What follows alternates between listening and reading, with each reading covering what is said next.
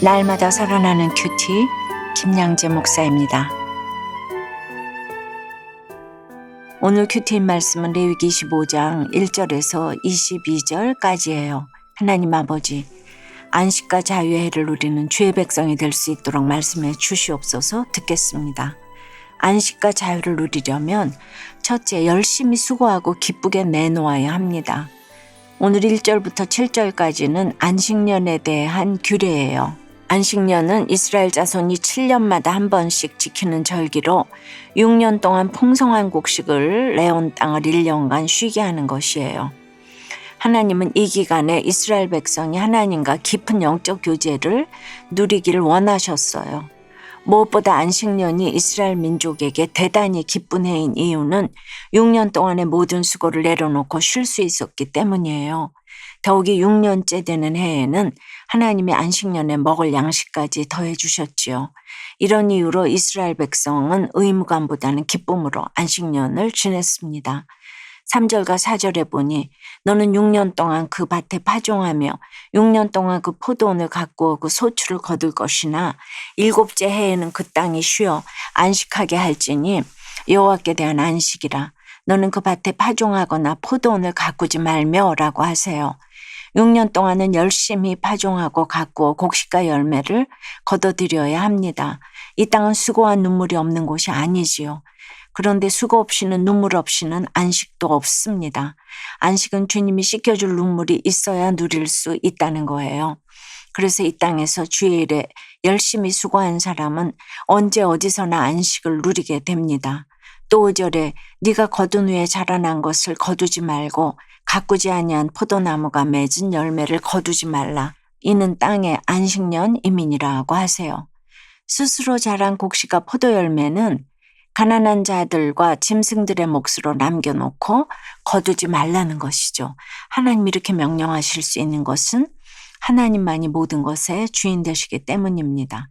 그러므로 이 땅에서 안식과 자유를 누리는 사람은 나의 모든 것이 하나님의 것임을 고백하며 하나님이 필요하다고 하시면 언제든지 자신의 것을 기쁘게 내놓습니다. 여러분은 어떠세요? 주의 일에 열심히 수고하고 계신가요? 모든 것이 하나님의 것임을 고백하며 내가 주께 기쁘게 내놓아야 할 것은 무엇인가요? 안식과 자유를 누리려면 둘째, 말씀에 순종하기로 결단해야 합니다. 8절부터 10절에 너는 7 안식년을 계수할지니 이는 7년이 7번인 즉 안식년 7번 동안 곧 49년이라. 7째 달 열흘날은 속죄일이니 너는 뿔나팔 소리를 내되 전국에서 뿔나팔을 크게 불지며 너희는 50년째 해를 거룩하게 하여 그 땅에 있는 모든 주민을 위하여 자유를 공포하라. 이 해는 너희에게 희년이니 너희는 각각 자기의 소유지로 돌아가며 각각 자기의 가족에게로 돌아갈지며라고 하세요. 희년은 이스라엘 민족에게 자유와 해방을 가져다 주는 해였어요. 이 희년은 50년째 해의 7월 10일 즉 대속죄일부터 시작하여 1년간 지켰습니다. 그러면 왜 대속죄일부터 희년이 시작되는 걸까요? 죄의 완전한 속죄가 선행되어야만 참된 자유와 해방의 은혜를 덧입을 수 있기 때문이지요. 그래서 대속죄일이 안식의 클라이맥스인 것입니다. 11절에 그 50년째 해는 너희의 희년이니 너희는 파종하지 말며 스스로 난 것을 거두지 말며 가꾸지 아니한 포도를 거두지 말라고 하세요. 하나님이 희년에 경작과 수확을 못하게 하신 이유가 무엇인가요? 백성을 노동으로부터 해방하고 그들에게 안식을 주기 위해서였지요. 그런데 이스라엘 백성 중에는 이렇게 쉬면 어떻게 먹고 살지? 걱정하는 사람들이 분명히 있었을 거예요. 그래서 하나님은 안식년 전에 3년 쓸 양식을 미리 거두게 하셔서 그들이 안식년과 희년에 먹고 사는데 아무 지장이 없게 해주셨습니다. 그렇습니다. 우리가 말씀대로 순종하겠다고 결단하기만 해도 하나님은 절대 우리를 굶기지 않고 사명으로 인도해 주십니다. 적용 질문입니다. 참된 자유와 해방의 은혜를 덧입고자 주님 앞에 내놓아야 할 나의 죄는 무엇입니까? 먹고 사는 문제를 염려하기보다 먼저 순종해야 할 말씀은 무엇인가요? 여호와께서 주시는 땅이 아닌 이생의 자랑이라는 땅에 들어가려고 했기에 진정한 안식을 누리지 못한 것을 깨달았다는 한 성도님의 큐티인 묵상 간증입니다. 저는 회사에서는 늘 전투적으로 일하고 교회에서는 주일에 온종일 봉사하며 열심히 살았어요. 그러면서 믿을 거면 제대로 믿어야 한다며 아내와 자녀를 닥달했지요. 하나님은 7째 해에는 땅도 안식하게 하라고 하셨지만 저는 열심히 예배드려야 복 받는다는 기복신앙으로 주일에도 진정한 안식을 누리지 못했답니다. 그러니 예배를 드려도 기쁨도 없고 설교 시간에는 졸기 일쑤였지요. 그러던 어느 날이에요. 작은 딸이 이런 숨막히는 곳에서는 더 이상 살 수 없다며 가출을 했어요.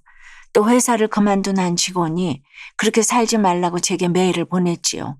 그때 저는 나는 모두를 위해 열심히 산 것뿐인데 왜 다 나 때문에 힘들다고 하지? 하며 이 상황이 도무지 이해되지 않았어요.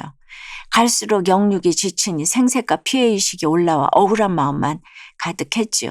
그런데 오늘 2절 말씀을 묵상하다가 여호와께서 주시는 땅이 아닌 이생의 자랑이라는 땅에 들어가려고 하니 안식을 누리지 못했다는 것이 깨달아졌어요. 말씀을 통해 진정한 안식이 무엇인지 깨닫게 하셔서 주일학교 교사로도 기쁘게 섬기게 하시고 지체들과 함께 안식을 누리게 하시는 주께 감사드려요. 저의 적용은 가정과 직장에서 가벼운 농담을 하며 즐겁게 이야기하겠습니다.